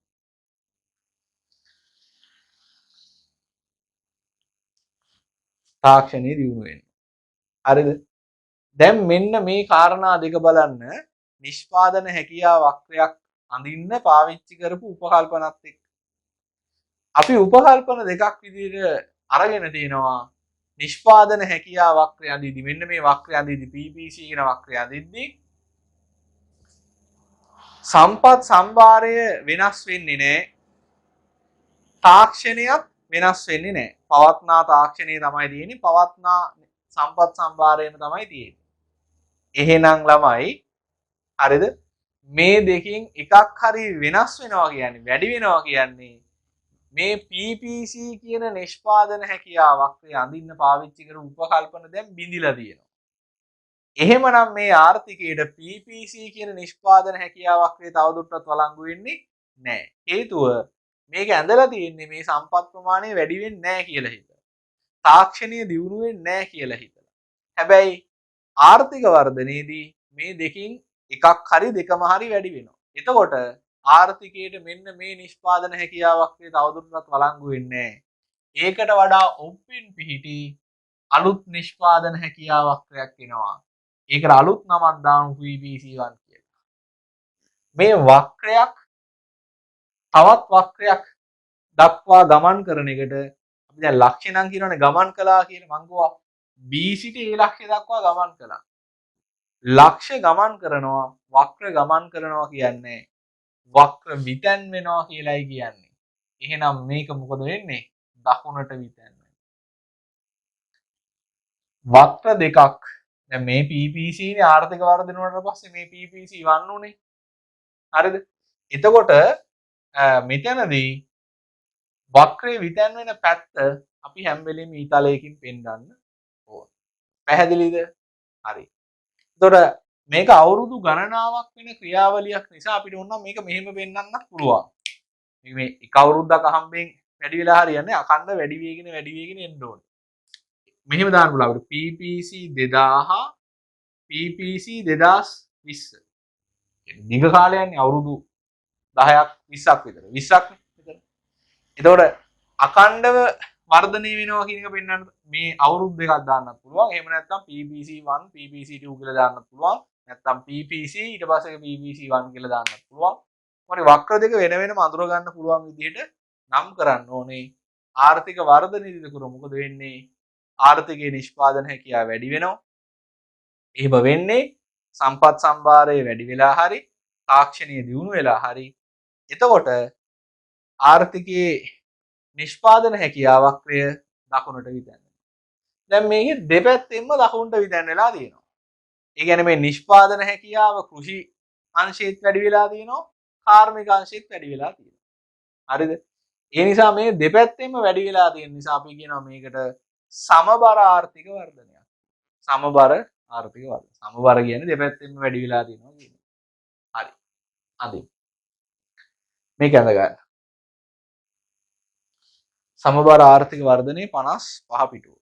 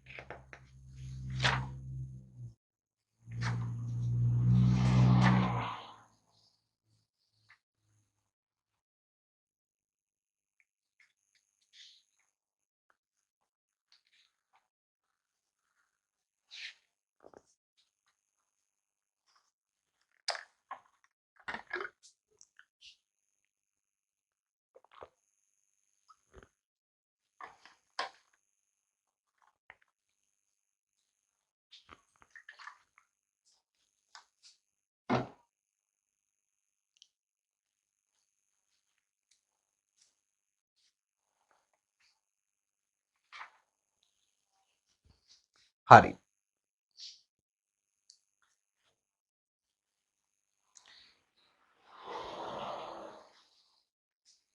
රූප සරහන ඇඳගෙන ඉවර නම් අනිවාර්යෙන් විතයන් වෙන පැත්ත පෙන්වන්න. අපි රූප සරහන ඇඳගෙන ඉවර නම් ලියාගමු. ලියන්න මෙහෙම. ආර්ථිකයේ නිෂ්පාදන හැකියාව. මේ නිෂ්පාදන හැකියාවට තව වචනයක් කියනවා මූර්ත නිමැවුම කියලා. මේ වචන ඉස්සරහදී හම්බෙයි මම දැම්ම පැහැදිලි කරන්නේ නැහැ. ලොකුවට දේවල් නිකන් ඔලුවට දාගන්න ඕනේ ඉස්සරහදී හම්බෙන්න නිසා. ආර්ථිකයේ නිෂ්පාදන හැකියාව. වරහ ඇතුළේ යන මූර්ත නිමැවුම.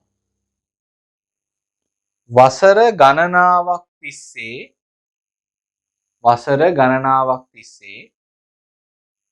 අඛණ්ඩව වර්ධනය වීම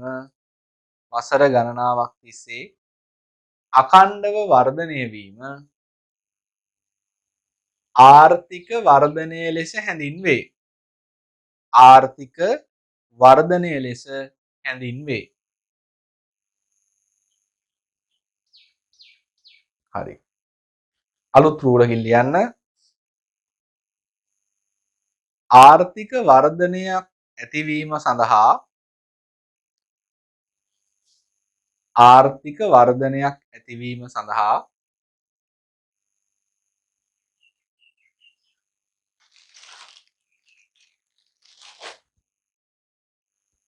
අදාළ ආර්ථිකයේ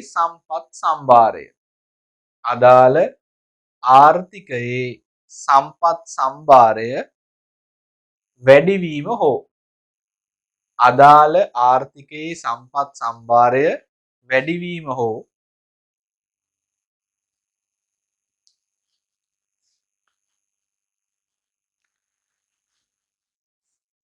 පවත්නා සම්පත් ප්‍රමාණයෙන්ම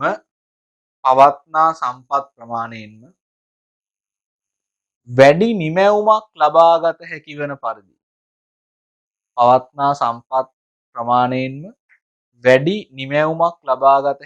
පරිදි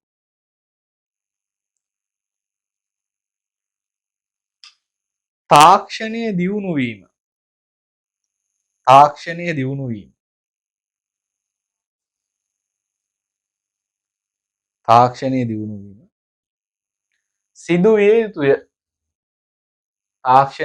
වීම සිදුවිය යුතුය.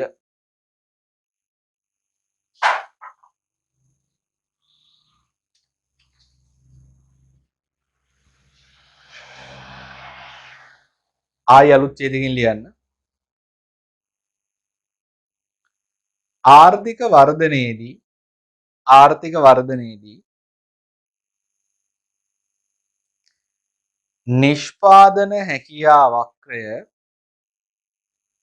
නිෂ්පාදන හැකියා වක්‍රය දකුණට විතැන්වේ.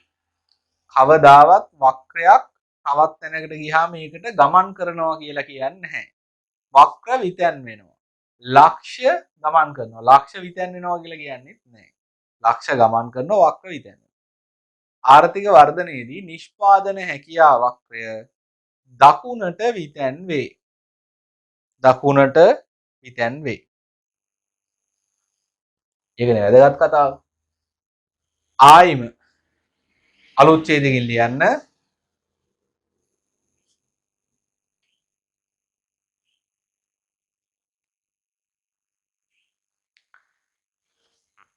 ආර්ථිකයේ නිෂ්පාදන හැකියාව වර්ධනය වීම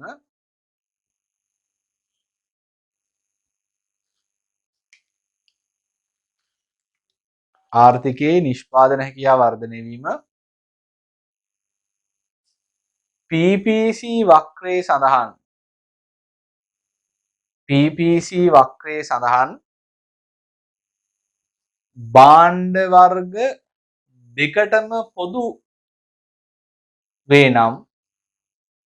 වර්ග දෙකටම පොදු වේ නම්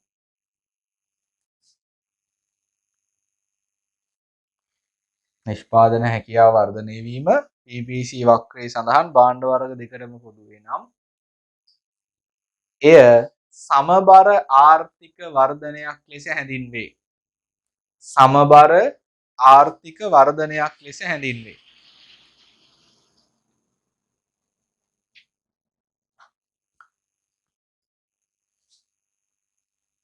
හරි. ආර්ථික වර්ධනයක් ලෙස ඇඳින්නේ.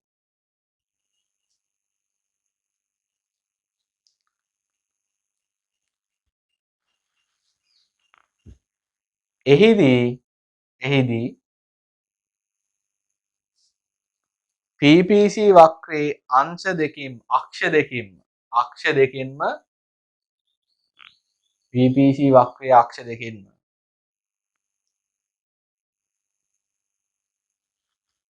සමානව දකුණට විතැන්වේ. සමානව දකුණට විතැන්වේ. සමානව කියන එක මැනලා දින්න ඕනේ නැහැ. මේ වගේ බැලු බැලමට තිබ්බහම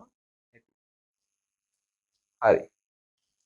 ඊළඟට දෙනවා ආංශික ආර්ථික වර්ධනය කියලා. ආංශික කියන්නේ අංශයකට විතරක් බලපාන ආර්ථික වර්ධනය. හිතන්න මෙහෙම දෙයක් වෙනවා.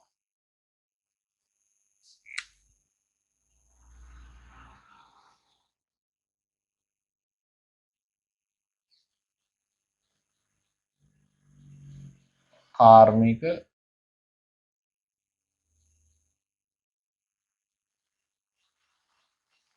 කෘෂි භාණ්ඩ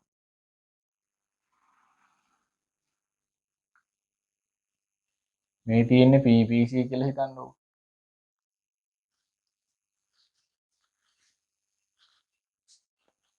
ආර්ථිකයේ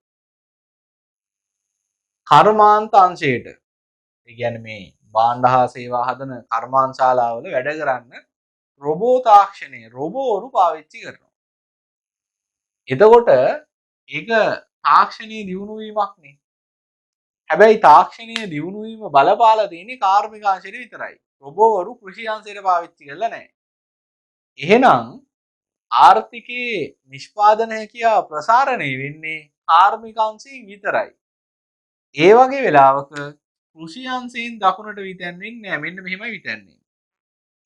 හරිද? මේක PPC 1. මෙතනින්ම දාමු PPC. වක්‍රේ විතැන් වෙන්නේ එක අංශයකින් විතරයි. ඕක තමයි ආංශික ආර්ථික වර්ධනය. ඔය වගේම අපි තත්ත්වයක් හිතුවොත්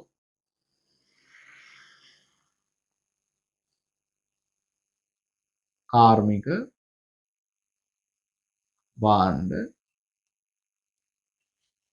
කෘෂි භාණ්ඩ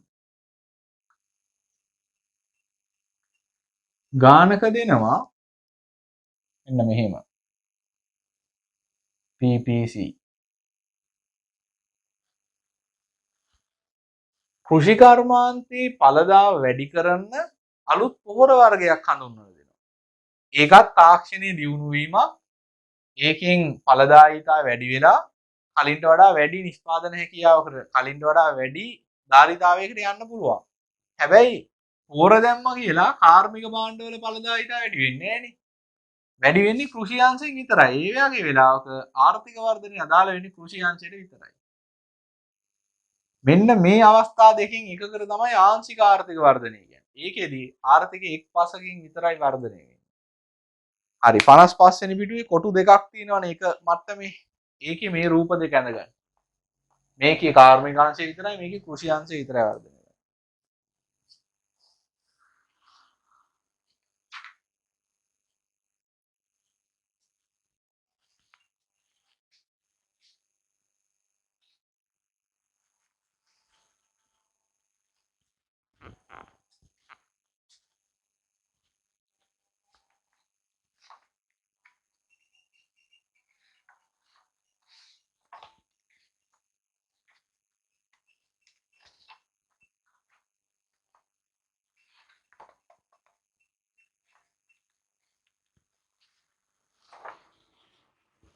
හරි.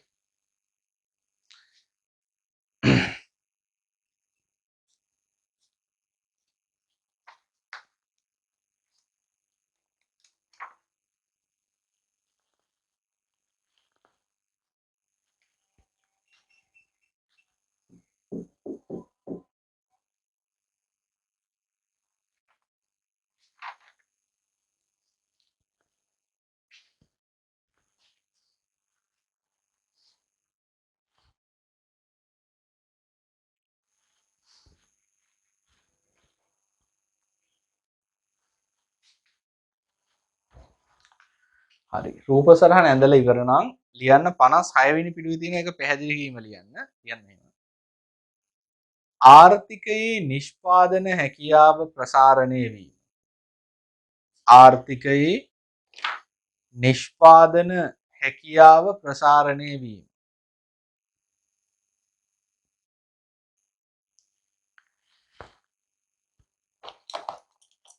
එක් අංශයකට පමණක් අදාළව සිදුවීම. එක් අංශයකට පමණක් අදාළව සිදුවීම ආංශික ආර්ථික වර්ධනය ලෙස හැඳින්වේ. ආංශික ආර්ථික වර්ධනය ලෙස හැඳින්වේ. අලුත් ඡේදකින් ලියන්න.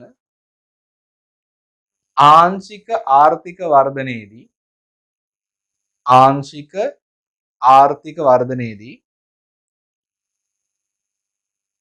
PPC වක්‍රය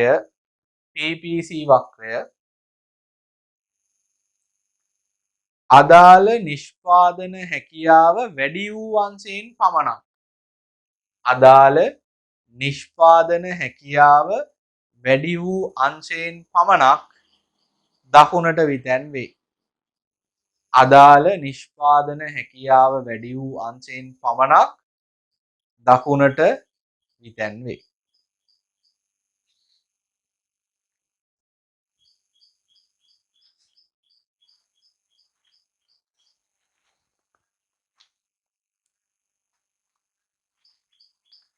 හරි. දකුණට විතැන්නේ. අපි ඔක්කොම දැන් අවස්ථා එතකොට 7ක් ඉගෙන ගත්තා නිෂ්පාදන හැකියාව වක්‍රයක ප්‍රායෝගික භාවිත ගැන. තවත් අපිට කිහිපයක් තියෙනවා ඉගෙන ගන්න. අපි ඒක ඊළඟ දවසේදී බලමු. දැන් ඔයා මේ දැනුමෙන් 58 වෙනි පිටුවේ තියෙනවා ප්‍රශ්න ටිකක්. ඒකේ MCQ පටන් ගන්න 27 ඉඳන් 43 වෙනකම් ප්‍රශ්න තියෙනවා. එහෙම් මෙහෙම් ප්‍රශ්නයක් දෙකක් කරගන්න බැරි වෙ ඇති. මොකද අපි තව 7යිනි කලේ. ඔක්කොම තියෙනවා අපිට 10ක්. ඒකට තව 3ක් තියෙනවා ඉගෙන ගන්න. ඒ තුන ආශ්‍රිතව අහලා තියෙන ප්‍රශ්න කීපයක් බැරි වෙයි. නමුත් පුළුවන් ප්‍රශ්න ටික නිෂ්පාදන හැකියාව වක්‍රවල භාවිත සම්බන්ධයෙන් තියෙන පුළුවන් ප්‍රශ්න ටිකට උත්තර ලියන්න. හරිද? ඊළඟට මේ ප්‍රශ්න ලියන ඒව කරන්න ඕනේ නැහැ. මම මේකේ ප්‍රශ්න කීපයක් ඊළඟ වීඩියෝ එකේදී සාකච්ඡා කරනවා. ඒ නිසා ඔයා දැන් අපි පන්ති හිතන් හිටියේ මේ උත්තර ලියන පොතක් දෙන්න. නමුත් මේ පාඩමේදී පොතක් දෙන්න වෙන එකක් නෑ. මේ තියෙන තත්ත්වය අනුව ඔයා වෙනම පොතක් ගන්න. CR පොතක් ගන්න සාමාන්‍යයෙන් පිටු 80ක 120ක වගේ පොතක් ඇති. 80ක පොතක් ගන්න 80ක පොතක් ඇති වෙයි. හරිද? අපි ඊට පස්සේ මෙතනින් එහාට මේ උත්තර ලියන්න තියෙන ප්‍රශ්න වලට උත්තර ලියාගෙන යන්න ඕනේ. මොකද තව සති කීපයකට අපිට පන්තිය මේ විදිහට කරන්න වෙන හින්දා. හරි. ඊළඟ කොටස් ටික එහෙනම් ඊළඟ වීඩියෝ එකකින් කරමු. ඕගොල්ලන් දැන් පහුගිය ටිකේම දකින්න ඇති මේ ආර්ථික විද්‍යාව වීඩියෝ විතරයි දාලා තියෙන්නේ. ඒකට හේතුව BS වල ටියුට් එක මට දී ගන්න ක්‍රමයක් තිබුණේ නැහැ. තාවත් එක ළමයෙක්ට දෙන්න තියෙනවා. ඒ ටික උනාට පස්සේ ඊළඟ සතියේ හෝ ඊට පස්සේ සතියේ වීඩියෝ කීපයක් එක දිගට ආයෙම BS වලින් ගන්නවා. ඒ නිසා මේ ටික මේ විදිහට බලාගෙන යන්න. හරි. එහෙනම් ඊටු ටික ඊළඟ වීඩියෝ එකකින් කරමු. ප්‍රශ්න ටික උත්තර ලියන්න. ආයිබෝවන්.